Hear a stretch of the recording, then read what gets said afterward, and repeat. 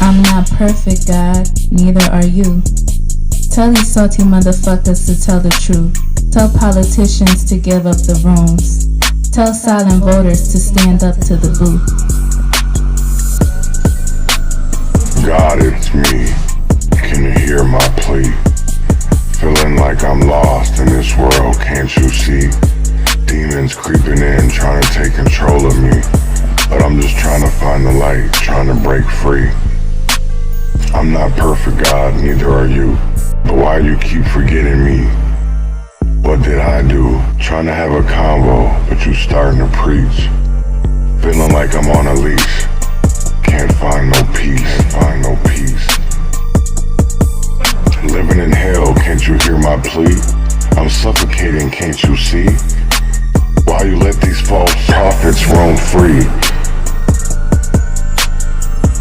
While the will run suffer, can't you see? I'm not perfect, God, neither are you. Why you keep targeting me? What did I do? Trying to have a convo, but you starting to preach. Feel like I'm on a leash, can't find no peace. Hardest battles, strongest soldiers, greatest burden, broadest shoulders, pushing up just like these boulders. This conflict like it's water, so this mercy, take my chalice, seeking grace through all this malice. All these salty motherfuckers could give up. Politics and sinners, they all the same. Got me stuck in this endless game. But I won't give up, won't play the role.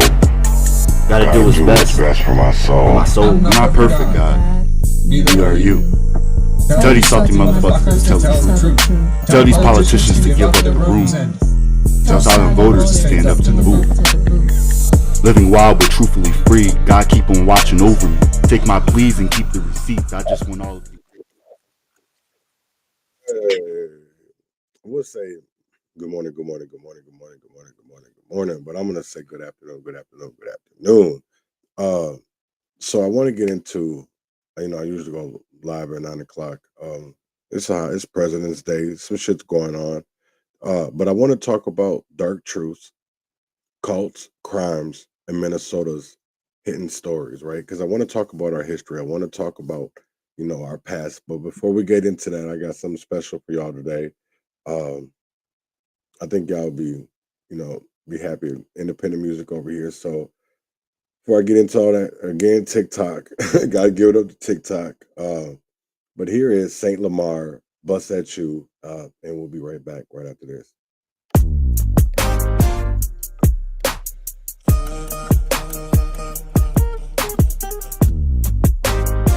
Flying too close to the fucking sun, that's how you get burnt, nigga, you ain't know. I be keeping my cool, never know when I'm gonna have to shoot. So I'm watching everything, and bro watching everything. And I know we feel the same way. Said Drake goes, ooh, kill text 2, 762. I can't wait to bust at you. Drake goes, ooh, kill text 2, 762. I can't wait to bust at you. At you. I can't wait to bust at you. At you.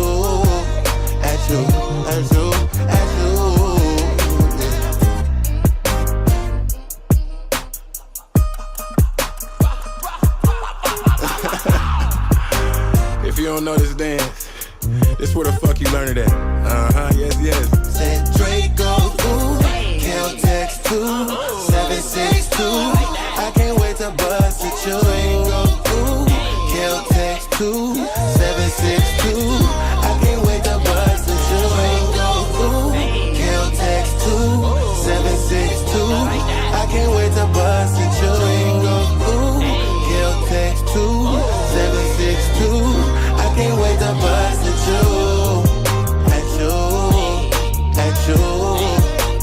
I can't wait to bust at you. At you.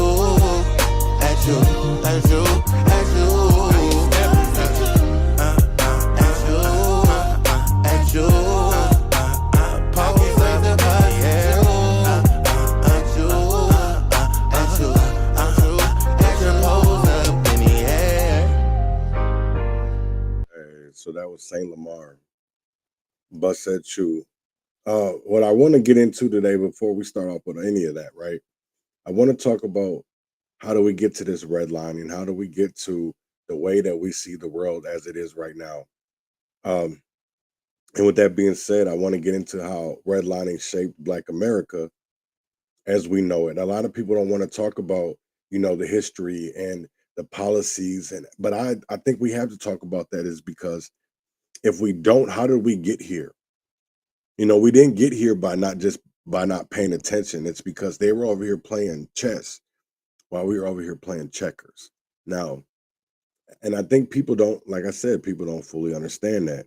Um, and I think people, especially out in the suburbs, if you live in Minnesota, something happened between Wayzata and Hopkins basketball.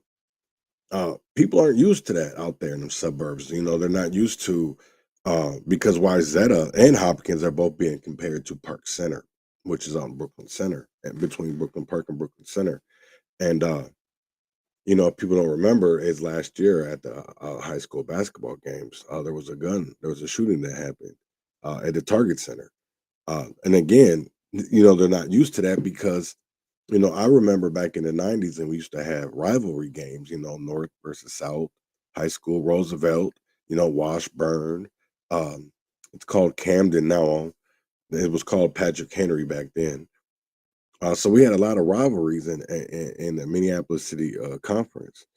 Then you had the Islanders, De La Salle. You had we just had a lot of wars. So if you had a game, I mean, it was expected that it was gonna, especially if both teams were doing great, it was gonna get out of hand. You already knew that. And now that it's going out to the suburbs, I don't think a lot of parents understood that that's coming.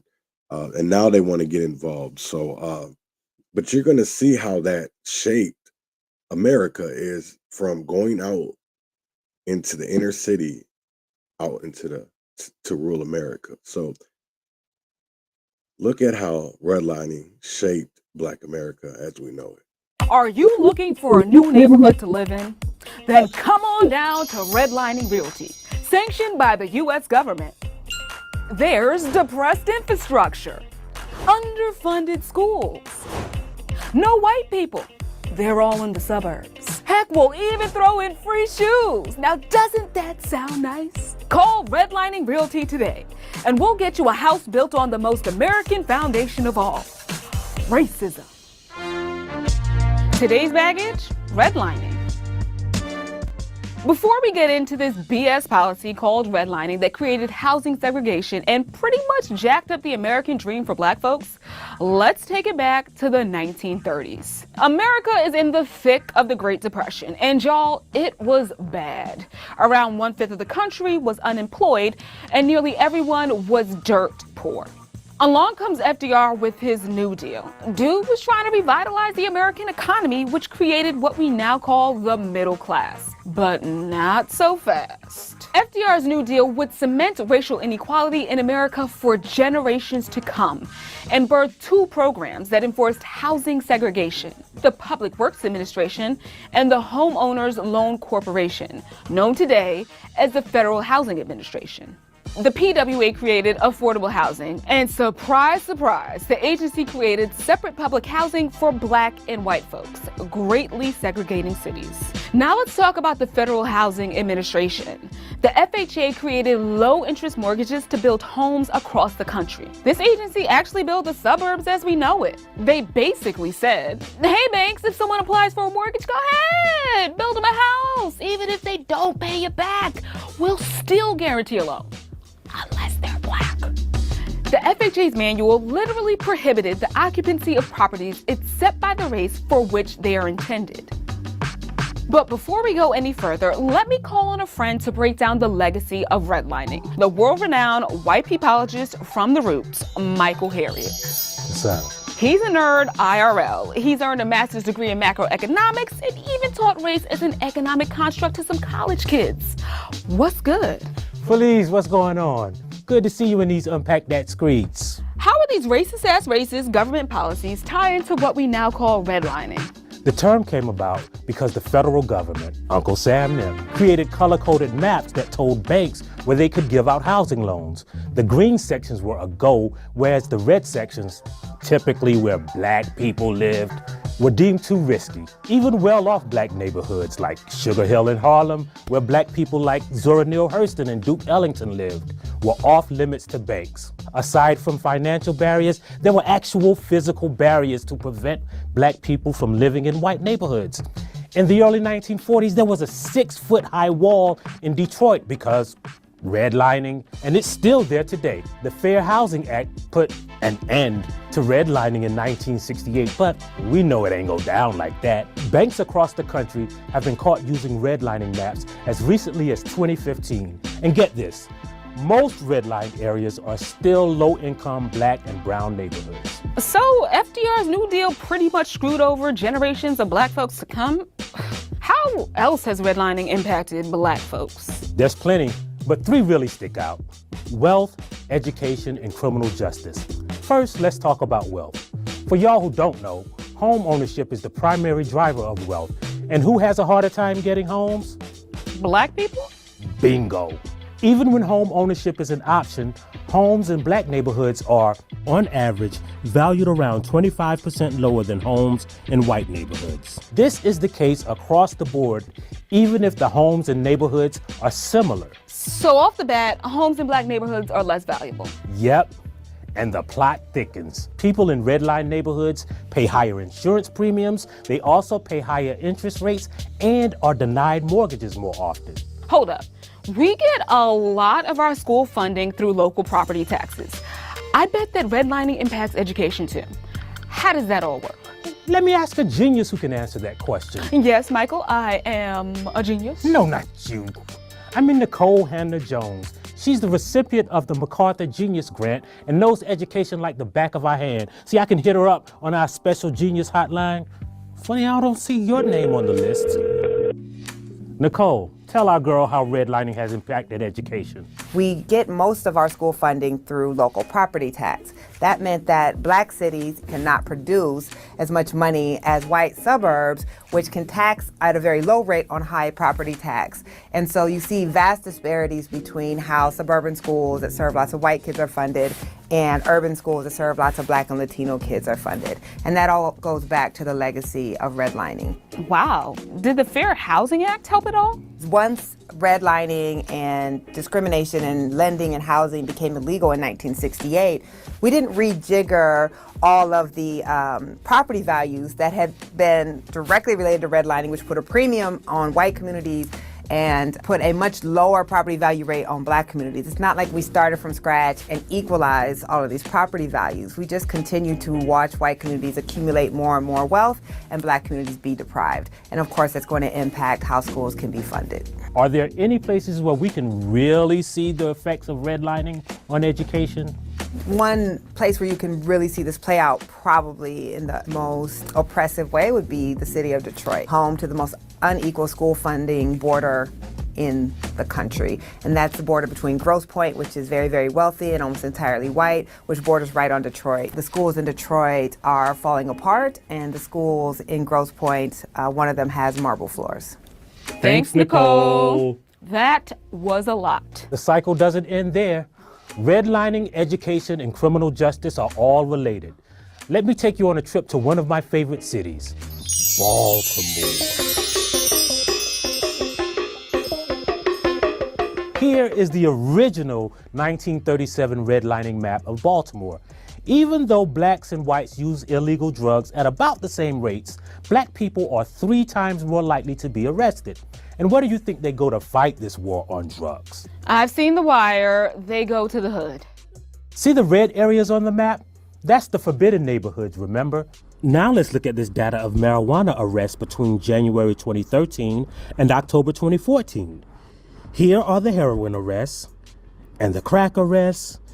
Drug arrests and poverty are almost exclusively contained in the redlined areas.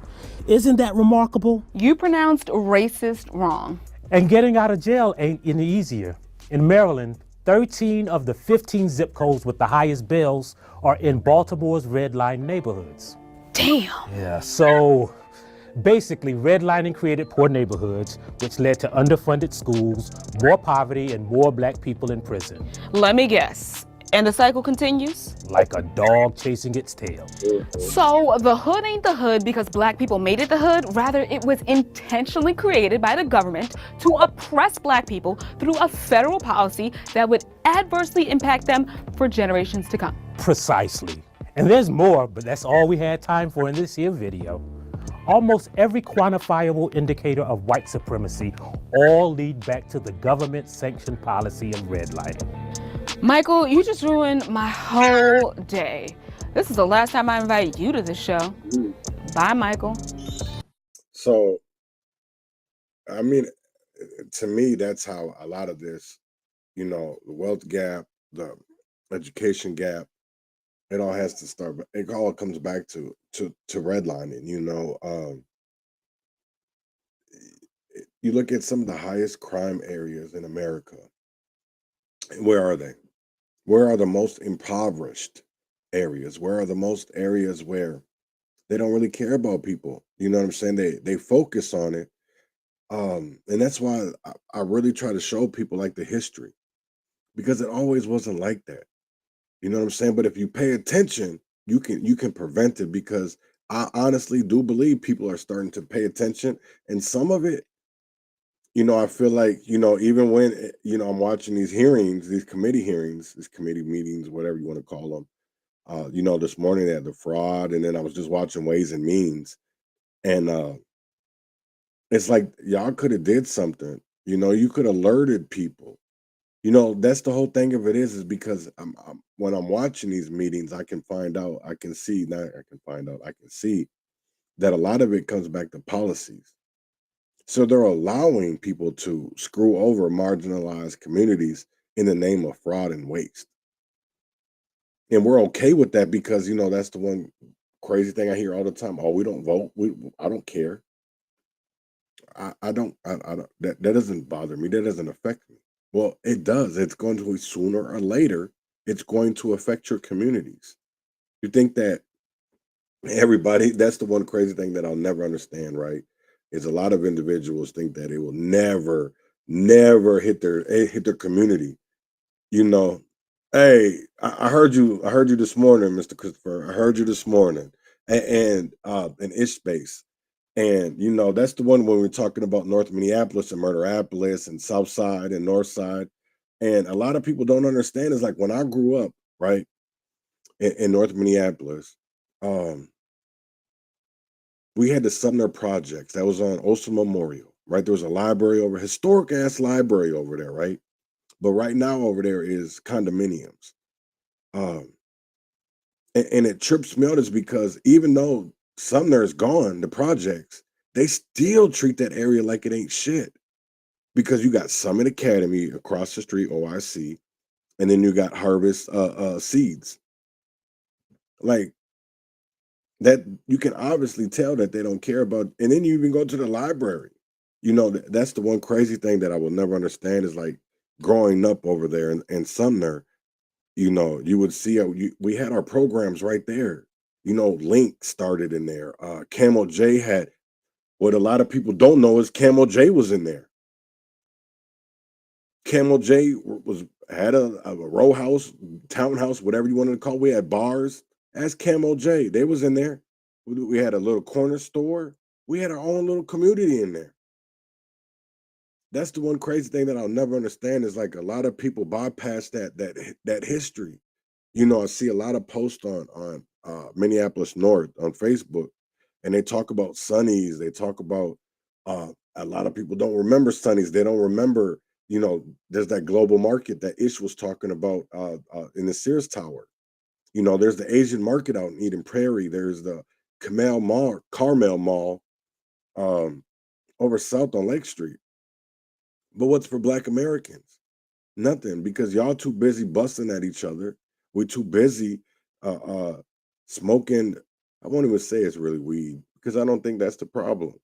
The problem is that we don't want to educate each other. We think that we see somebody doing something, so, oh, they're getting away with this, so we think that it's okay. Because that's how, honestly, in my eyes, how this crime has gotten out of hand.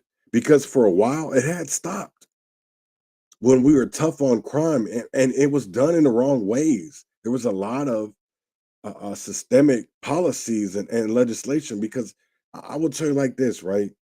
As somebody that I was a gangbanger and was out in these streets, I can tell you right now is that I can see why these kids keep on doing what they're doing over and over again, because we're not taking it serious.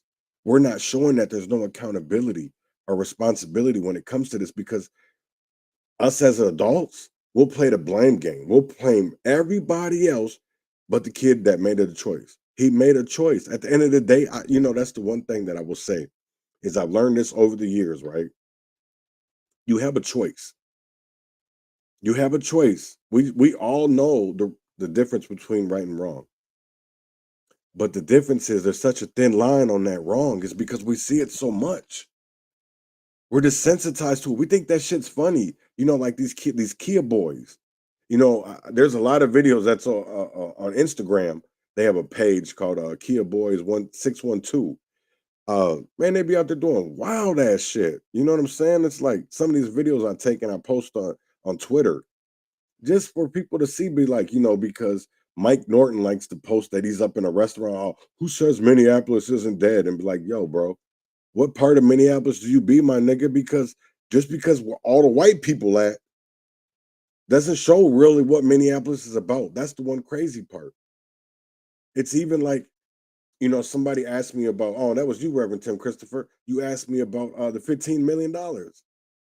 I don't think that is good for our community, because at the end of the day, there's already corrupt ass people attached to it. You have Senator Zanab Muhammad, and then you have this is the one crazy part that people see. If you watch what Eliza is doing on Facebook right now, you can already tell they was already fucked. So why don't people go talk to Eliza and Kevin Reese and all them and go get the lowdown? Because that's the one crazy part. Even when it came to these GVI contracts, these YGVI, none of that had to do with McAfee. None of it. None of that money that was being moved had a goddamn thing to do with him. A goddamn thing. But it's all political. It's all to get people up to get more division in our communities, right? You've seen all these people go up there. That's the one crazy part. You've seen all these people go take pictures, right? McAfee, Sharif. There was vice lords. All vice lords. Ask anybody in those pictures what their affiliation was. When Fox 9 and KSTP, Care 11, and Star Tribune was putting all these cameras and microphones in their faces, ask them what set they bang. That's the one crazy part. Nobody really wants to have an open and honest conversation between the gangs in Minneapolis and what it has to do with politics. Nobody. That's the one crazy part. Robin Wamsley can go up there and say that. Vitar can go up there and say that. Chavez. But do they really? Because they know what avenue what we're going down. That's a one-way street. There ain't no two-way street, my nigga. That's a one-way. And then that's the one way you're going to either hell or you're going to die. Because I'm going to tell you, nobody, once that heat gets in the kitchen, these niggas get soft. And honestly, I can tell that watching these meetings, and I hate that nobody fucking watches these in the morning. They're at Mondays at 8:30. And it's crazy. This shows me that nobody really pays attention to what's going on in our state capitol. And I heard you loud and clear this morning, Rev. I heard you loud and clear. Loud and clear. You notice, I do believe that you can win this election, you and Brad Kohler, if we get involved. And what I mean by we is the Black community, because the same thing happened to John Thompson. If people would have got behind John Thompson, they wouldn't have replaced him with a Vietnamese woman. I heard you this morning. That's the crazy thing. I don't even really like John. But that just showed me right there, it wasn't about change. It was about if we can get money. If we can get money. Because I don't know how many times John pulled up to BLM events, to these events that they were doing for George Floyd, Dante Wright. He was all over the news in Hugo. But the minute he started to actually make I would say raise the alarm in there, right? Telling people that, because I will say this, I wrote a couple bills when John was in there. I actually asked his I tried to speak to his office to come down to Red Wing and speak, but I didn't know him. I did a little bit more research. John was already down there and had spoke. So then I switched and tried to get Rashad Turner to come down there and speak, and then I got a lot of blowback because of what Rashad did with BLM back in when they were trying to shut down the Mall of America. So they really didn't like that shit. So, but then I understand is like why we still have stories that are coming out, and even with this next story that I'm going to talk about, this first one leading up, it's Sam Nordquist. And you know what I'm saying? And it's like, if people were paying attention, I really don't honestly believe we get here. We're not. I see a lot of people are out speaking, and I'm not talking about the family members in Red Wing. I'm not talking about people that know Sam. I'm not talking about any of that. I'm talking about Governor Walz. I'm talking about Mayor Frey. I'm talking about Jason Chavez. Because it's crazy as hell how we have people die on these streets every day, and you're using a death for a political warfare. Political warfare. And in my eyes, that's not right. And I'm going to continue speaking out about it. In my eyes, we could have prevented this. Governor Walz, Mayor Frey, Jason Chavez, but instead you guys choose to ignore these things. They're all fine and dandy when it's in the moment. But where are you at when people really need you? That's what I really, as crazy as hell is. So I want to get into Linda Nordquist. And she spoke out, and she spoke to CBS News. Now to new details in the murder of a trans man from Minnesota. Investigators say they are not considering it a hate crime at this time. Today, in a joint statement from prosecutors and New York State Police, they explained the decision, saying, quote, to help alleviate the understandable concern his murder could be a hate crime, we are disclosing that Sam and his assailants were known to each other, identified as LGBTQ+, and at least one of the defendants lived with Sam previously. And while authorities continue searching for a motive, tonight we're hearing from Sam's mother for the first time. Adam Chodak has our story. The three stood in the cold night next to the car they drove from Minnesota right to the state police barracks in Canandaigua, standing there alone, clutching each other and crying. A mother with her two children now trying to live in a world without her third. He would give you the shirt off his back, very kind, loved his family, loved his nieces and nephew, very outgoing, worked hard. Linda Nordquist says she told her son not to travel here for a girl, but he did anyway. That was back in September. The last time I talked to Sam was January 1st. And Sam said, it was real short, said, I love you, I'll call you tomorrow, and I have not talked to Sam's sons. It's heartbreaking. I'm devastated. I have cried so much. My children's cried so much. This is Sam's brother and sister. And they're just devastated. We are a small but yet very close family. Police say Sam was reported missing on February 9th. Days later, his body was found in a field in Yates County, with police saying Sam had been staying at the Patty Lodge Motel in Hopewell, room 22. Police say because of the ongoing investigation, they can't get into the details, but add what happened in that room shook veteran law men and women to the core. From early December 2024 to February 2025, Sam was subjected to repeated acts of violence and torture in a manner that ultimately led to his death. They arrested and charged 5 people with murder in the second degree: 33-year-old Kyle Sage, 30-year-old Patrick Goodwin, 19-year-old Emily Motika, 30-year-old Jennifer Quijano, and 38-year-old Precious Arzuago, the woman Linda says her son came here for. They can rot. They are scum. They are evil. I don't know how somebody could be that evil. Evil to someone as sweet as Sam, who Linda says was transgender, which makes her wonder about the motive for all of this. I don't know. I don't know. I don't want to speculate, but it's some type of hate crime.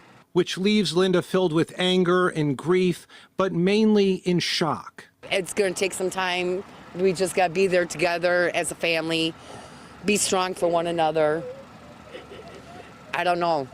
I'm lost for words. Yeah. I don't know what to say. I don't know how to feel. It hasn't really hit me quite yet. Until it does, Linda will use the small things, like the stuffed animals on her dash she and Sam collected in their travels, to remind her of the good that came before the evil.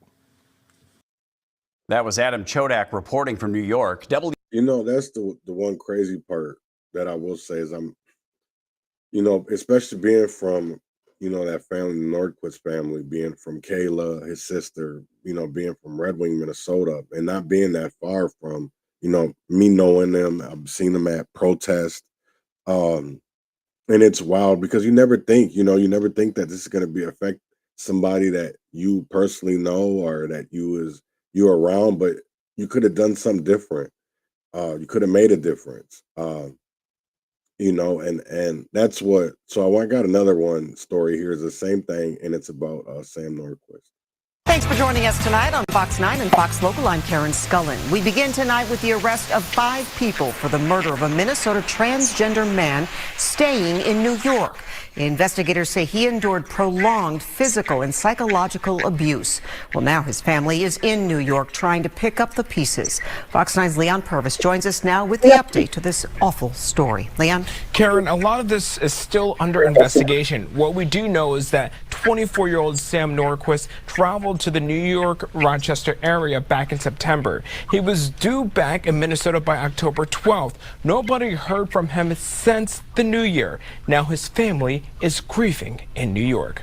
A Minnesota family from Red Wing is now in New York grieving and learning details of the horrific murder of their loved one, Sam Nordquist. Searchers had been looking for Nordquist since he was reported missing last Sunday. Sam's a human being, a beautiful one, and it's just unfortunate that people are that disgusting and that ugly. Nordquist's body was found in a field in Yates County, New York. Investigators saying he had been tortured for weeks with a table, broomsticks, and more until he died. In my 20-year law enforcement career, this is one of the most horrific crimes I have ever investigated. Nordquist's sister said in a GoFundMe post that he traveled to New York to meet his online girlfriend back in September. He was supposed to fly back to Minnesota on October 12th. The last time his voice was heard by family or friends was on New Year's Day. We have determined that Sam endured prolonged physical and psychological abuse at the hands of multiple individuals. Nordquist had been staying at Patty's Lodge. New York State Police executed a search warrant there on February 13th. His body was then transported in an attempt to conceal the crime and was later discovered in a field off Payne Road in the town of Benton, Yates County. 5 people have been arrested and charged with second-degree murder in connection to his death. Right now, we're working to find out the connection between the suspects and Nordquist. Investigators haven't ruled out if this was a hate crime. If you'd like to help the family... Man, I will say this, right? Is that what's even more unsettling in this is the silence around this horrific act will be classified.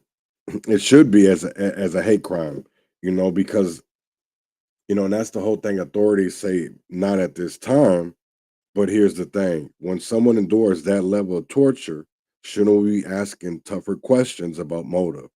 Isn't there a bigger story here? You know, you tell me that. And that's where I see it. There's a bigger story. There's a way bigger story. I didn't know Sam personally like that. I wasn't friends, you know, anything like that. I'm not looking for, I just want justice and accountability. And I feel bad for, right. Yeah, that definitely need to hang all of them, you know, definitely. And that is sad is that, you know, somebody that is looking for love, somebody's looking for change, and to just be themselves and people take advantage. We see that all the time. All the time we see people taking advantage. You know, even it goes back to these movements. We can go back to George Floyd. We can go back to COVID. We can go back to, you know, boycotting. We can go back to everything. I feel like nowadays, even, you know, even with our education, it's about how can we sucker the government so we can get it come up. That's how I'm feeling. I'm feeling like everything that we have done to better our lives have been taken advantage of. And that's what I said. Look at Eliza Darris's post. Look at Kevin Reese's. There's a reason why these people are exposing. I will say this. I'm kind of anxious for Eliza's story because he put all square out there, him and Kevin Reese. So I'm really anxious to see what all comes, out of this, especially with we see all this fraud and waste. And then we see these organizations have these political links, especially in the state capitol, and they're getting all this money off of Marvin Haynes, off of Eliza, who was somebody that was over sentenced. You have Kevin Reese, you have Edgar Barrentos, and then you even see in the news right now where there's a gun case where a individual student over North Minneapolis was gunned down, was killed during a protest. D. Hill, quarterback for North High School. So that's definitely going to be something that people should be, aware of. And just like I said, you see Gabriel's mom still, out here trying to get justice for her son. You see, Vanessa Jensen's mom still out here. You see KG Wilson still out here saying stuff for Anaya. LaDavion not Thompson, LaDavion. You know what I'm saying? Like they're all out here still wanting justice, wanting accountability, and want answers. That's the one crazy part because we all know something. How long are we going to put front on something? Because that's the one crazy thing.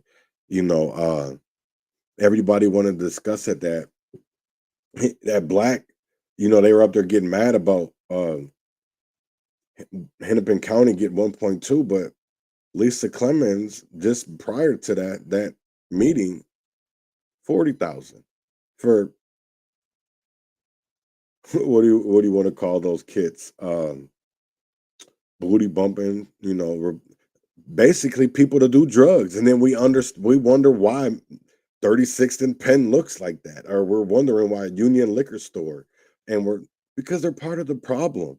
They say that they fix it, but they also supply it. So you can't fix something if you're supplying it. If you're the cause of that problem, how are you solving it? You know what I'm saying? And that's like one thing that I go back to. It's like we live in this liberal ass, these states, these cities and these counties, and then we're seeing like, okay, you would think that a state would take almost $1 billion of fraud and waste, right? Serious. That's not the way it's looking. It's looking like, damn, we got caught with our hand in a cookie jar. And unless we're told we gotta take it serious, we're just gonna try to bypass this. Because that's how I feel watching these meetings. Even listen, people, that's the one crazy part, because you would think it would honestly change people's view of individuals, and maybe it does, and they're just not being vocal with it. But I think it's time to be vocal. It's time to hold your friends accountable. It's time to hold your, if that's another pastor and your church council, whatever, people got going on. If it's friends that are police officers, if they're politicians, hey, stop being quiet. Because how are we supposed to unite our community if we're standing here and still being a part of it? Being part of an issue that is not trying to solve itself. That's the one crazy thing, because I think about all these videos that have came on the last couple of days. And there was one where it was Shamika, and it was Jerry, and then it was, D.A. Bullock. And I'm like, damn, both of them, you would think that, one side it was, Republicans, and the other side was Democrats, but it was Democrats versus Democrats. And that's what tripped me out, because one wanted to get rid of the police and the other side wanted the police to stay. And it's like, wait, what? That doesn't make any sense. How are y'all supposed to be a nonprofit, 21 days a piece, and you're out here? Yeah, I didn't understand that. But then again, I do understand it because we allow it. We allow these loopholes. We allow this loose legislation, these words to not actually mean anything because we're writing it to where it doesn't have to mean anything. We're writing it where we expect 18 people in the office to do something about something that is way more serious. Fuck out of here. I don't, that's the one crazy thing. I don't understand it. I was listening to Miss Robbins this morning, and then there was a Miss Clyburn, I think she's a newly elected DFLer. And they make it, see, that's why I say, like, you people need to watch this. They need to watch these committee hearings because you honestly see something and it's like, wait, why? I'm gonna try to bring it up because I want to get into the next story, and then I'm gonna try to bring it up because I want you to see that even about this, I'm gonna talk about Krista Robbins, but I'm also gonna talk about the fact that this border agent that was killed, the person was arrested, but it's being linked back to a cult. Now, this is something that we need to talk about because it's like we can't keep on. I'm gonna get into Winston Boogie Smith. I know that it hasn't been talked about much, but I do feel like that is something that needs to be talked about. And if it isn't talked about by me, who's going to talk about it, right? Because I don't see Georgia Ford. I don't see any of our so-called black media talking about Winston. And I want to, so there's a little 41-second video that came out, and it is very graphic. And I am gonna show that to you, because it is graphic. I will say that, but it is something that I believe that people need to watch. Yeah, you need to watch, because in my eyes, I still believe that they didn't have to. Yeah, I'll just wait. But here you is about the border agent that was killed that is being linked back to a cult. We're finding out more details in the killing of U.S. Border Patrol agent David Mayland, who was a Minnesota native. The Associated Press is reporting that the suspects in Mayland's death are connected to a cult-like group that is linked to several murders across the country. Fox 9's Leon Purvis looks at this timeline of this investigation. This is a complicated story, and we'll try to walk you through it. The people accused of killing David Mayland are both found to have connections to a cult-like group known online as Zizians. This group includes a lot of young, highly intelligent computer scientists who've become increasingly more violent. U.S. Border Patrol agent David Mayland was killed in a shootout after pulling over Teresa Youngblood and Felix Buckholt last month. Buckholt also died in the gunfire. The Associated Press now reporting Youngblood and Buckholt are connected to a cult-like group. The goal of the group is not yet clear, but it all started in 2016 with an online blog by a transgender woman named Jack Lasota. It covered topics ranging from radical veganism and gender identity to artificial intelligence.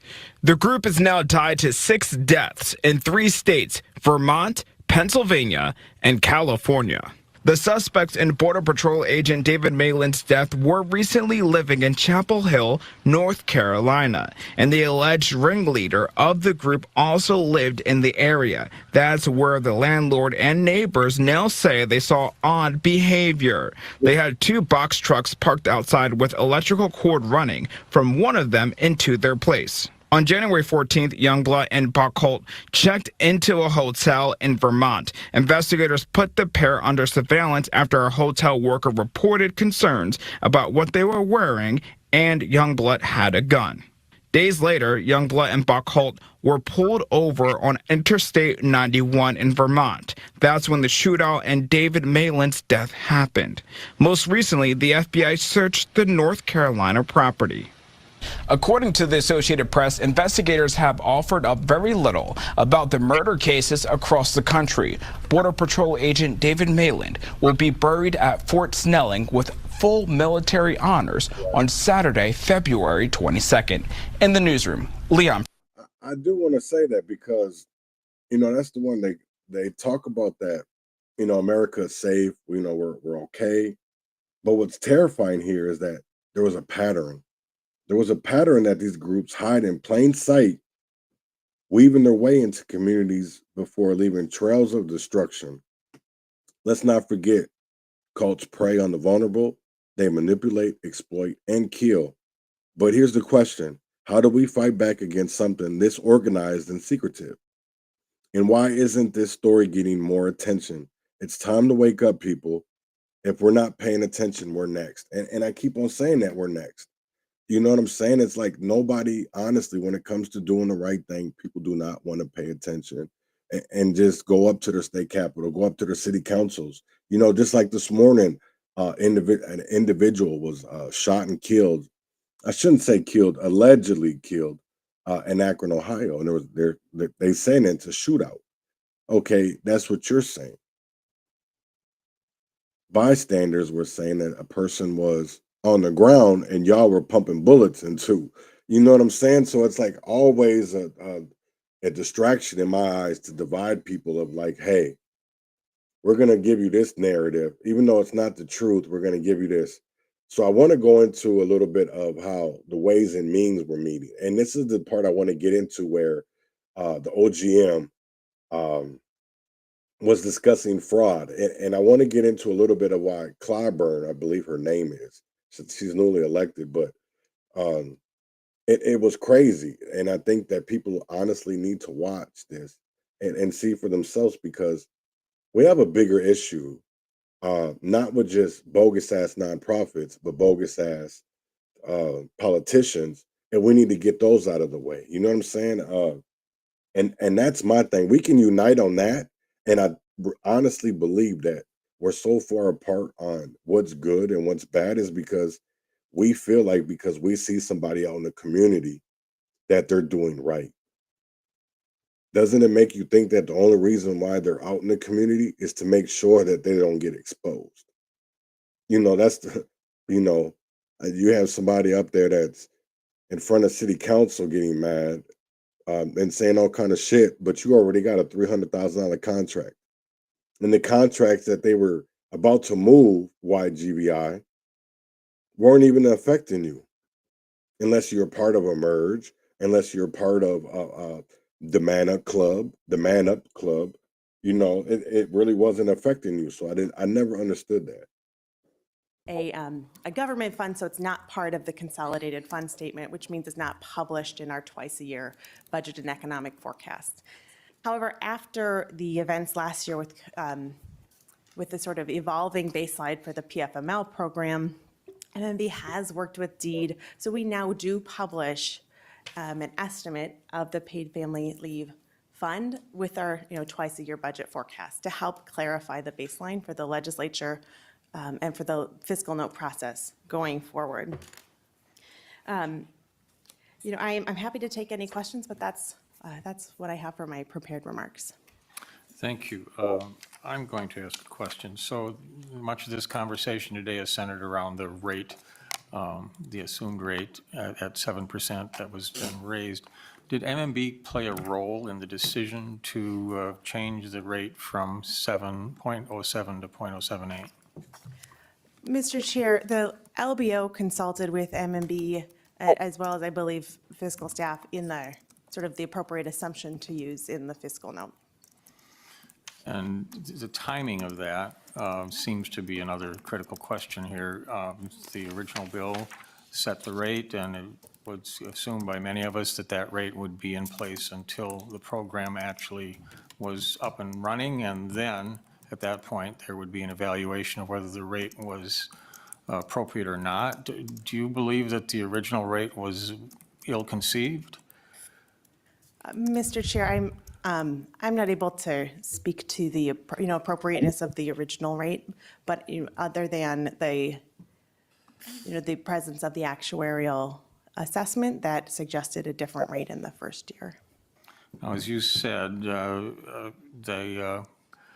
this program is an enterprise program, so the money that's collected, it's kind of like the unemployment program, or the workers' comp program, I should say, where the money's collected, the rates are set to keep the fund whole, but yet it has a direct impact on taxpayers. Do you feel MMB has a role to keep taxpayers informed of what their potential liabilities are? Mr. Chair, I think MMB does strive to provide high quality information to the public. And I think that's reflected in our decision to start publishing a financial statement for this account going forward. Well, thank you. I believe that too. I don't think the average taxpayer spends a lot of time reading fiscal notes. I'm not sure the average legislator spends enough time reading fiscal notes either, as far as that goes, but clear and appropriate communication in a timely fashion is something we should all focus on. I don't have any other questions for you, but Representative Stevenson has, oh, I'm sorry, I missed you. Representative Lilly. Thank you, Mr. Chair. Just real quickly, I just kind of want to throw out a little history, being old, I guess. So I find some of this a little funny today because, you know, before the LOB, you know, I was in the minority, I was in the majority, and a lot of new members haven't been blessed with that, which is good on them, I guess. But fiscal notes were often historically, you know, you were never happy either if you, especially if you were in the minority. Often you just, you know, you'd find things that weren't right. So I just kind of feel like, you know, we went out, you know, it wasn't really a surprise to me or many people I could probably find and bring their voice to this, but when we established the LOB that we would continue to have maybe that same questioning fiscal notes. And so here we are. And I feel sorry for the LOB in a little bit because I'm like, you know, we kind of knew this would be coming. And so here it is. And anyways, I just kind of wanted to throw a little sunshine on, you know, fiscal notes historically of, you know, either wherever you're at, you're always, or not always, sorry, that's not right. Often you're not quite happy with, you know, anyways, thank you. Well, thank you, Representative Lilly. If you're old, what does that make me? No comment? No comment. Thank you. Handsome. Representative Stevenson. Thank you, Mr. Chair, and thanks for the discussion today. I think it was good for us to spend some time early in session talking about the fiscal note process and how it can be improved. And I particularly enjoyed the part of the conversation today that reflected how we can do better on fiscal notes. You know, it's important to discuss the past, but sometimes we get a little too focused on it. I did want to comment on a couple of things related to the paid family medical leave that were discussed. You know, last session I wasn't on this committee, but I was following it pretty closely, and I do recall towards the end of session things got a little harried, as they always do in every session, no matter who is in control of this place. It always gets a little crazy, and you can go watch tape on either side. But I do recall that when this paid family medical leave bill came to this committee last year, there were some you know, complaints and maybe justifiable complaints from the other side about the speed of things. And I do recall that the chair of this committee then did lay the bill over for several days to allow for further review of that. And we all know, I think that the bill came here initially on May 10th and left on the 13th over 3 days later, or 3 days later, I should say. And we all know that that's, you know, about a week before the end of session, where every day feels like a year. So like laying over a major piece of legislation for 3 days in the last week of session was a pretty significant accommodation that should be remembered if we're going to litigate this. And the other thing I would mention, I was chair of the Commerce Committee last biennium, and I recall that Republican members pushed very hard, I think correctly, by the way, for an actuarial study to be included in the paid family medical leave bill.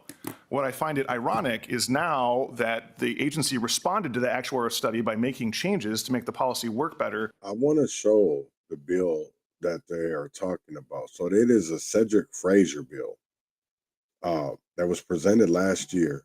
And it, to my eyes, it's something that needs to be talked about, right? So it's the paid family and medical leave modifications, right? What they're talking about when it comes is the fiscal. There was fiscal notes that they made on this, and they didn't. I guess what I'm trying to understand is that they didn't fully 100%.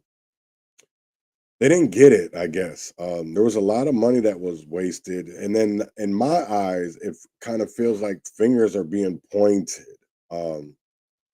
instead of actually just coming to and be like, hey, we got a problem. It's not about pointing fingers. Let's figure it out and go with it, right? We understand that we made a mistake. It doesn't matter about if it was the minority. It doesn't matter if it was a majority, because at the end of the day, you guys allowed a problem to happen that grew into a wildfire. Right? Because now every program is under scrutiny for this is the biennial, right? This isn't something that was these aren't little number figures, or that's the whole thing about this. None of this shit is even like small numbers. You're talking about millions of dollars. And it's like everything was just opened up for waste. Everything was opened up for fraud. And I feel like because at the end of the day, honestly, I think back to the last year's session, and they had a 1,400 omnibus bill spending bill that was put in front of them. And then no time to read it, but they had to sign it. They had to vote on it, debate. And honestly, was it really an honest debate? Because they didn't debate on it fully. And that's what I'm saying, of like every program that we are designing, we're not leaving oversight. And that's I guess I didn't really have it set up, but she was talking about how that department has 18 employees and they're supposed to oversee all of these things. It's right, because that's the whole crazy thing of it is, right? We're overworking them, and then we're able to allow people to point fingers. We're allowing people to be able to point fingers. That's the one crazy thing, because I sit here and I think about, Red Wing, Minnesota. You can't blame Republicans because they're not in control. So you have to look at your allies. Your allies are allowing these things to happen. These people that say they have your back, do they have your back when it comes time to public school meetings? Do they have your back when it comes to city council meetings, county meetings? That's the one crazy part of it is, I always ask people, right? They always say, that's the one thing I wanted to show too, because today is 50-51 day or some shit. It's where everybody was, if you're doing this, you're blah, blah, whatever, right? Let me see if I can find it, because there's a lot of people there today, and it totally blew my mind, man. Totally blew my mind. And it's like, what are we doing? Here it is. So thousands out here, thousands. And then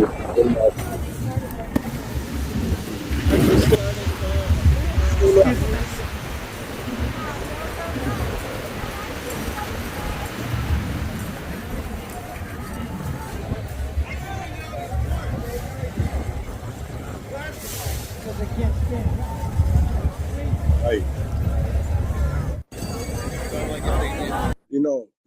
That's the one crazy part, because I look at this shit, right? This is for immigrants. This is so we don't deport people. But yet when people like Sam Nordquist was killed, now let's see how many people show up for the vigil for Sam. You got three choices. You can go to Red Wing and Central Park Band Shell. You can go to the state capitol. They're doing one, and they're doing one on Lake Harriet tonight. You have three options, and I believe they're doing one in New York too tonight. So, where his body was found, the activists out there are doing one. So it's like, this is what I don't understand. You see, thousands are coming together for some immigrants, but when are thousands going to come together for true freedom? For the righteousness of all America, just that we're all seen equally, because that's the one crazy part. We're seeing so much fraud and waste happen, and people aren't blinking an eye, but are getting mad because Doge is doing an audit. That's the one crazy part that is is wild to me, right? People are crazy, are insane, mad and getting hysterical because Doge and Elon Musk want control over IRS databases. And it's like I see people getting an uproar, and it's like, yo, why are you getting an uproar when your social security number has already been sold, my nigga? You're talking about security. Our shit's already, that's the one crazy part. Is like somebody just the other day tried to purchase a vehicle off my social security number. Go ahead, you ain't gonna get nowhere with it. And if it's any kind of car company sells you a vehicle with my insurance, I mean not my insurance, with my credit score, yeah, you deserve it. You deserve to be fucked over. You deserve to be fucked over. You know what I'm saying? And it's like, I don't understand it. So many people will do the wrong thing and just stand by because at the end of the day, it's your friends. It's your friends. That's people, these niggas don't even wear masks anymore. They're not the KKK. These are people that work in offices and are judges, are police chiefs, sheriffs, and then we go for them for help. We go to them for help.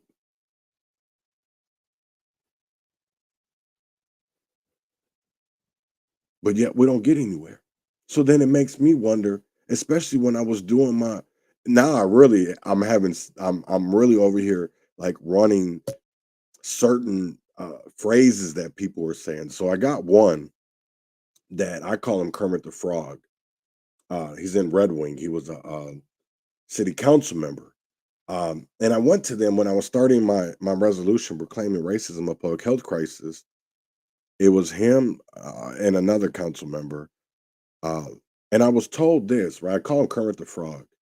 That's not his name. I know it's not. His wife passed away a couple years ago, and I forget his.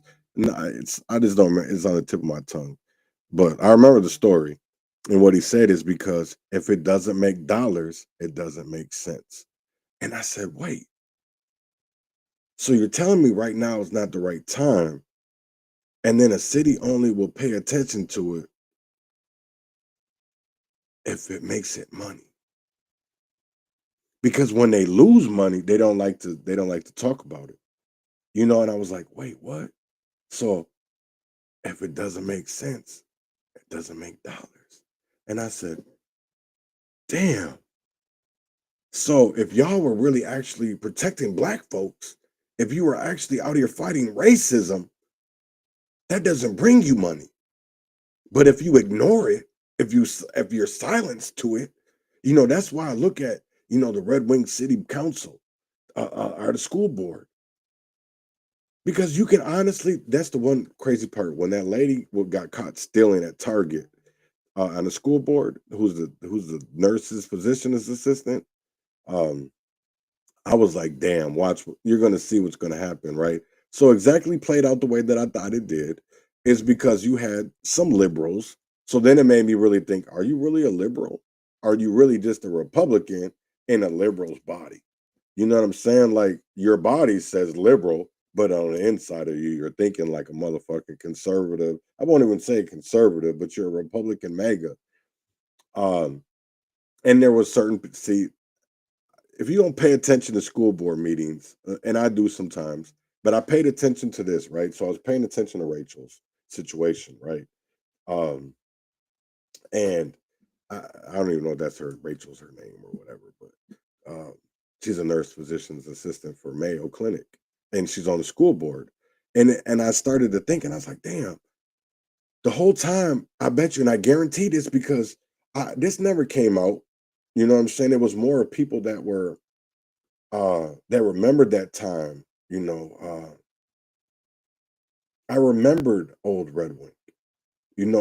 I'm not gonna let bygones be bygones with certain people.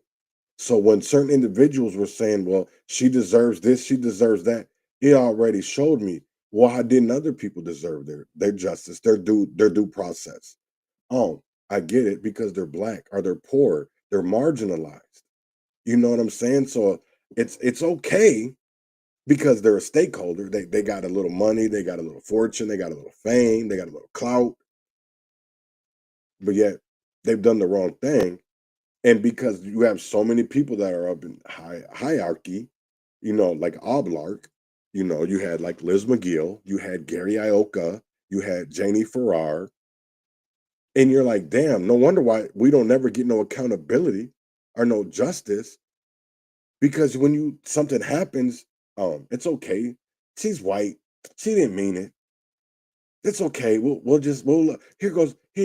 open up our checkbook and write you a check. You gonna be all right? Come on, man. How long do we gotta go through that shit? Because here's at the end of the day, I feel like if people would have stuck up for the transgender community when people were getting their tires slashed, when people were getting windows broken, doors crashed in, then I feel like it honestly would have made sense to, be out there for Sam. But honestly, I feel like we could have prevented these things. We could have, that's the one crazy part. Look at I'm going to show y'all, because here's the crazy thing. You look on Twitter and you go to, I don't know if he's trending right now, but he was. Sam was trending. And there was a lot of things. People are making a lot of posts, and it's like, that's crazy. Because where were the people that cared? Y'all cared that somebody's life was stolen. You care that, but why didn't you care when they were alive? When they could have felt that love. When they could have seen that love. Nobody cared about that. And that's the one crazy thing, because, I haven't really talked about Sam much, but I've been doing a little bit of digging, and it's crazy that he went out there, Sam did, to meet this Jennifer Igo. And I guess she was already in a relationship. This is Jennifer, and that's the other girl. So she was in a relationship with her, I guess. But they all lived at this motorhome, or this Patty's home, or whatever it was called. And then two of the men were like, one of them should honestly been locked up. I don't even know why he was out. He was a sexual predator. He was somebody, and then another guy was, and it was like, damn, why aren't we holding people accountable? Why aren't we making it? Because at the end of the day, if it doesn't affect you, it doesn't bother you. And that's the one thing that I keep on thinking to myself, damn, what could I have done to make sure that Sam felt more appreciated and more accepted in Minneapolis and Minnesota, period. That's the one thing that I think about when it comes to the Henderson family, because they moved out of Red Wing because of the hate, because of somebody who is now an elected official in the Red Wing public school system.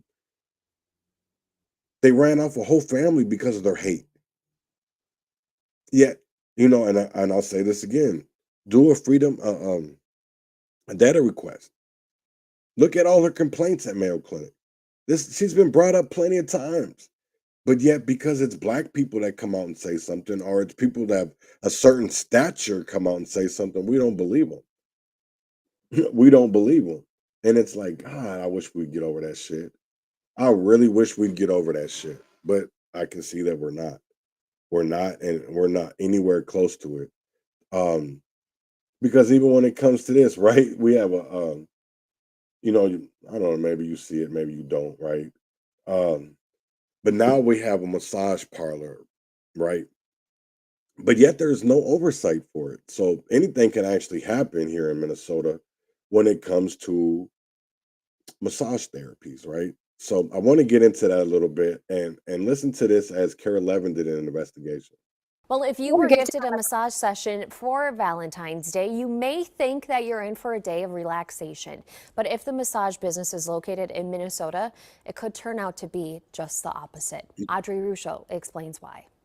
When she went to get a massage in Tofty back in 2021, the usual Jennifer Halpus thought she knew what to expect. Square room. The St. Paul woman says she clearly communicated boundaries. I explained that I have tension in my neck and shoulders, and that I would want some extra time spent there. She assumed she'd receive service from a massage therapist held to a strict set of professional standards. He proceeded to just massage up my legs.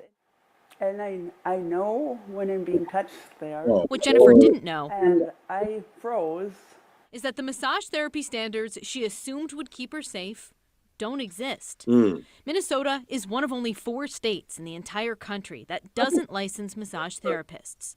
That means no uniform background checks or training required, no oversight on the industry on a statewide level. Any oversight at all comes down to one question. Well, which city are you in? Rachel Romanelli is the Government Relations Chair for Minnesota's chapter of the American Massage Therapy Association. She says instead of a statewide system, Minnesota leaves licensing up to individual cities. For completely different standards, yes. According to the AMTA, fewer than 1 in 8 Minnesota cities requires every practicing massage therapist get a license. And Romanelli says that's not enough. Without having that standardization, you could say it is like a box of chocolates maybe in some way, that there's not really a comparison I can make. It didn't take long to find an example of that box of chocolates approach landing a spa in trouble. Eden Prairie requires all therapists get a license to practice massage at a spa like this one, Tiger Cave. But after 2 of their former employees were charged with inappropriately touching clients in 2024, we looked at their website and learned none of their remaining therapists held a city license. When we brought this to the city's attention, they promised to investigate. In the weeks following, Tiger Cave closed its doors, and we learned it's transitioning to new management. When we reached out for a statement, the spa declined to respond. You don't have a regulatory board. You don't have a set of educational standards. The problem, Romanelli says, needs to be fixed by state lawmakers. We found at least 5 bills introduced since 2011 that would have better regulated the industry, but none ever reached a vote. And they naturally assume that we already have a license. Quite frankly, are shocked when they know that that is not a state requirement. But Rachel's goal is actually a reality just across the border in Wisconsin. How we doing? The Badger State makes all massage therapists pass the same criminal background check in order to get their statewide massage therapy license. It can protect a lot more people. Hudson massage therapist Adam Clayton You can look up someone's license. is even required to get updated ethics training every 2 years. To be reminded, like, oh, like this is very serious. Great conduct ought to be practiced. No reminders like this exist for massage therapists in Tofte, where Jennifer says she was assaulted. You know, I'm not a fan of regulation. I mean, hairdressers are licensed. Nobody's naked. Jennifer contacted police. We found the Cook County Sheriff records and learned the massage therapist was never arrested or charged, which is why we aren't naming him. In the report, the resort manager reported running a background check and told police the therapist in question never had a complaint before. It was his word against mine, mine against his. Her only option now is to warn others. Keep people safe. That a massage in Minnesota might not be what you expect. Everybody needs to know. For KARE 11 News, I'm Audrey Russo. That's wild as hell. I honestly didn't know that Minnesota didn't have any regulations for that. Wow, but that just shows you, though, what's going on in the state capital is that there's nothing to protect, consumers. There's nothing to protect the little guy. You just heard that a woman was sexually abused. She was grabbed and all that, but she was getting a massage. And because we don't have policies in place, there's nothing they can do. We know they allow it, and then they're still not taking it serious. And it's like, I don't understand it. I want to get into, I found this very interesting about the cemetery, that they declared it the Underground Railroad destination. And I want to get into that. So hear about how Minneapolis, oldest cemetery, it gets its recognition as being a Underground Railroad destination. Cemetery in Minneapolis is getting some national recognition. Pioneers and Soldiers Cemetery is now part of the Underground Railroad Network to Freedom program, which is part of the National Park Service. The city's working class immigrants and the first black residents are buried there, including 3 people who escaped slavery. William Goodridge is also buried there. He operated an underground railroad in Pennsylvania. Today I spoke with 2 people close to the project about the significance. everyday people that built Minneapolis and lived in Minneapolis, made it what it is, but just haven't traditionally been had their story told more widely. The cemetery does a great job of saying, here's how these people shaped the community we live in today. You know about William Goodrich, what an extraordinary man he was. The nomination talks about 3 other people. And I would say that one of the most exciting things I found in 25 years is the story of a woman named Hester Patterson, who ran away from a plantation and connected with a Minnesota regiment and came to Minnesota. Just how important was Minnesota post-Civil War? And some of these stories are buried in that cemetery. They are Martin and Elizabeth Lehman, the original owners of the cemetery, were part of the anti-slavery movement. They were Baptists, and their church was very, very much involved. If you're talking about the importance of Minnesota in this whole era, you also have to go pre-Civil War a bit and remind yourself that it was Dred and Harriet Scott and their case that really triggered a lot of the events that became the Civil War. So I'm hoping, too, that families are going to find, that if you're looking for a family member, that we'll be able to help. And the Hennepin History Museum will be hosting a series of events over the next few months focused on Minnesota's connection to the Underground Railroad, genealogy research, and the history of that museum. The first event on February 27th is already sold out, but it will be recorded and posted to the museum's YouTube page. So I want to get into about the pioneers and Soldiers Cemetery in Minneapolis. Isn't just a graveyard. It's a time capsule of pre and post Civil War America. This place tells stories of resilience and resistance. You've got Black soldiers who fought for the Union Army, risking it all for freedom. There's an incredible story of a woman who escaped slavery and joined a Minnesota regiment as a cook on the battlefield. And let's not forget William Goodrich, a hero who ran an Underground Railroad station out of his own home in Pennsylvania. Now, that's crazy, like York, Pennsylvania, and Minneapolis, Minnesota has, about the Underground Railroad. And I just wanted to let you know that these aren't just names on headstones. They're voices from the past screaming to be heard. And yet, how many of us even know their stories? We need to honor their sacrifices by keeping their legacies alive. So here's the challenge. Take some time to learn about this history. Better yet, visit the cemetery, support preservation efforts, and share these stories far and wide. And I mean that. And I'm talking about, William Goodrich. I'm talking about the lady that she was a cook on the battlefield. I'm talking about Black soldiers who fought for freedom in the Union. You know what I'm saying? And because we deserve a better history. We deserve a better connection with our ancestors. And we definitely do. I'm going to be honest. We deserve something better. Now, I said that I was going to play something for y'all, and I am. Oh, damn, this is tough. This is tough. This is tough. Because, damn, I don't think Winston deserved to be shot like that. I don't think he deserved to be put in a situation that he was. I mean, he did look scared. So this is a short video. Damn, and I want people to watch.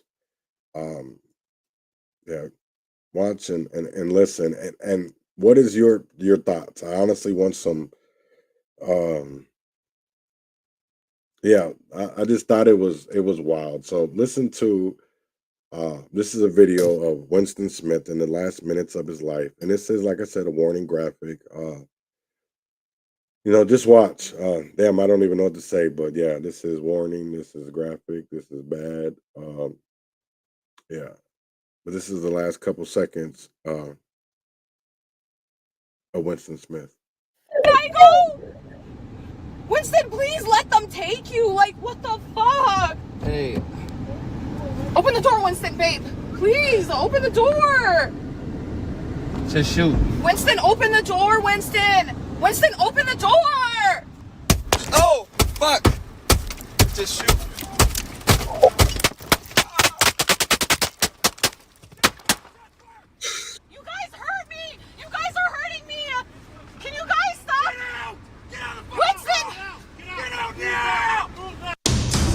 Yeah, wow. That's emotional. That was in my eyes. You hear Winston say they shot me. And then he starts to grab his whatever he had. His gun, whatever. I shouldn't say whatever. Damn. Yeah, that's. Whew. That was wild. That was insane. Everybody knew that there was video out there. Winston, the final minutes of his life, seconds, because that's what I call it, seconds. They only give you a snippet. They don't give you the whole thing. Maybe that is the whole thing. I know they have more than 40 seconds, 30 seconds, whatever we've seen. In my eyes, that's not a clear picture. It's not a clear picture of, in your eyes, a man deserving to die. You broke the window, but what did you break the window with? You know what I'm saying? We know that there wasn't no body camera footage. It's wild. And the look on his face, I honestly don't know. You know what I'm saying? And he says, "Don't shoot me," or he says, "Shoot me." Damn, that was crazy though. That was, yeah. And I feel bad for the Smith family. I feel bad because he was a funny guy. I remember actually, I'm gonna look for it. He has a Facebook video, and maybe they might have taken it down by now, but it was with the weenie mobile, and it was, in my eyes, it was funny as hell.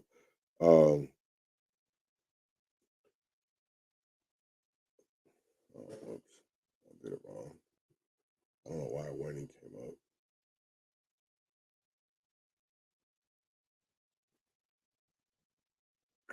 What's my boy? Let's see if I can look at that. That's what his name was on YouTube. Yeah, he had some speechless. He had some music. He had I'm missing the weenie mobile.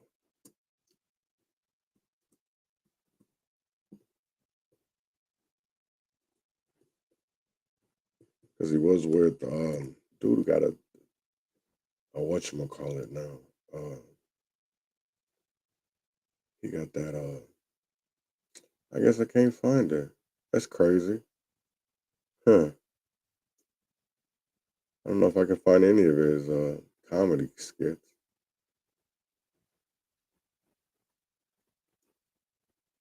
Find his music. Yeah, a lot of different music. That's the one here is here's a month ago. Damn, that's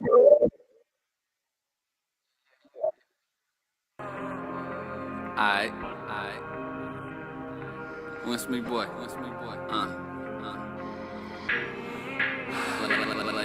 Lays up. That's right.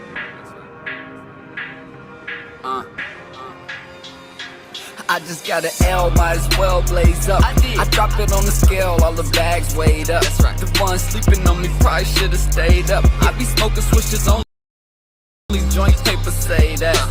I got an L, might as well blaze up. I drop it on the scale, all the bags weighed up. The one sleeping on me probably should've stayed up. I be smoking switches only, joint paper say that.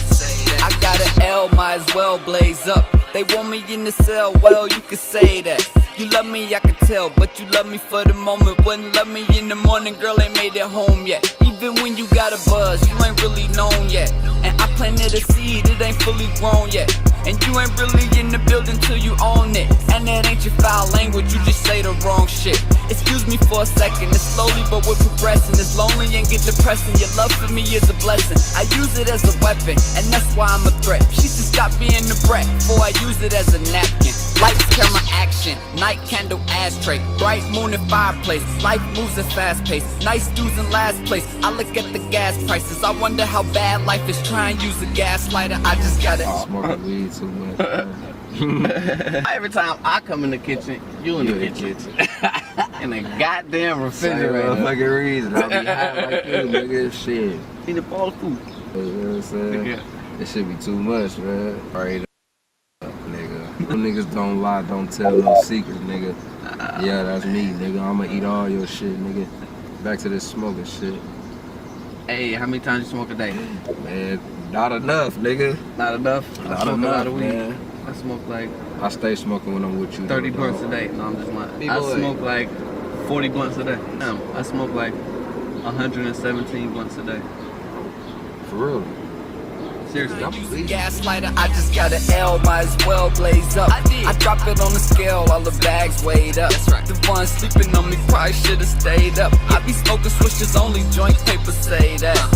I got an L, might as well blaze up. I drop it on the scale, all the bags weighed up. The one sleeping on me probably should've stayed up. I be smoking swishers, only joint paper say that. I got an L, might as well blaze up. And I've been on my grind, I ain't never laid up. You argue with your girl, well I hope you made up. All the money saved up, all the numbers add up. And love ain't really nothing, I hear what you're saying to me. I don't want you playing with me, I got rubber band honeys. I know I'm the man, honey, and I understand plenty. I'm the one that ain't many, kill them all, not just any.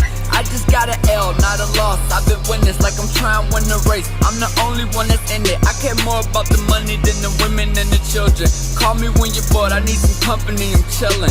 Comforting a Man, he was a musical artist too, and that's crazy as hell. Oh, they take the good ones away, man. They always take the good ones away that don't deserve it. With that being said, man, it's Monday. It's President's Day. Hope everybody had a good day. Keep on having a great day. We had a lot of shit going on. There's still shit going on, in the state capitol. Pay attention in meetings.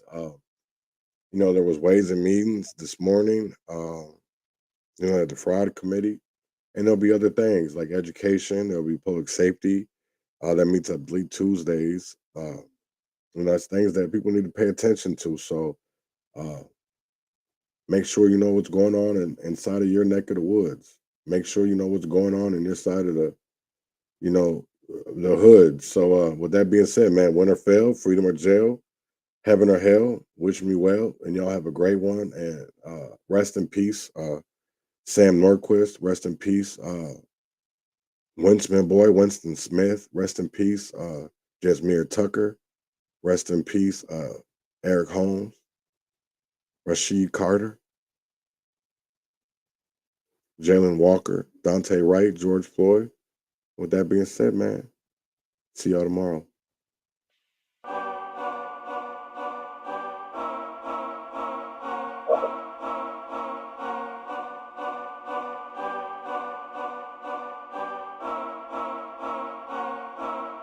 Rick and Thaddeus on the beat. Hey, mamacita, we so mafioso. I like the pilot, but I'm riding solo. I move in silence, we talking in code, ain't no talking aloud. They don't talk when they show up. The car full of soldiers, and I give the orders. I feel important. Flowers are potent, for hours I focus. Drowning my flow, brought a tower, my name in the clouds. I was floating, but hey, mamacita, we so mafioso. I like the pilot, but I'm riding solo. I move in silence, we talking in code, ain't no talking aloud. They don't talk when they show up. The car full of soldiers, and I give the orders. I feel important. Flowers are potent, for hours I focus. Drowning my flow, brought a tower, brought my name in the clouds. I was floating, but hey, mamacita, it's so nice to meet you. I'm with me, boy, and I don't like the feature. I think I'm hotter than all of my people. I make you sweat, boy, you must have a fever. If that's your girl, I would so love to meet her. Need her for now, but I don't want to keep her. Tweet me on Twitter, follow the leader. She's either convenient or my leisure. I'm out of your league, but I'm in your email like you should subscribe to all of this evil. I'm not here to help you, I should be illegal, and you sleeping on me. Heroin needle, you should be aware of the bears and the beetles. I'm in the woods with the wolves to defeat them with no interruptions. That would be lethal, so there's no discussion. I've been so selfish, apologies never get on my level. I checked the schedule, it said I'll get better. The bag is too heavy, the lies finna pile up. Walking the thin line, I need a balance. I'll be the winner, I like a challenge. Hasta mañana, I speak your language. I keep the loud, no peace and quiet. So disrespectful when I'm with my girl. I said, hey, mamacita, we so mafioso. I like the pilot, but I'm riding solo. I move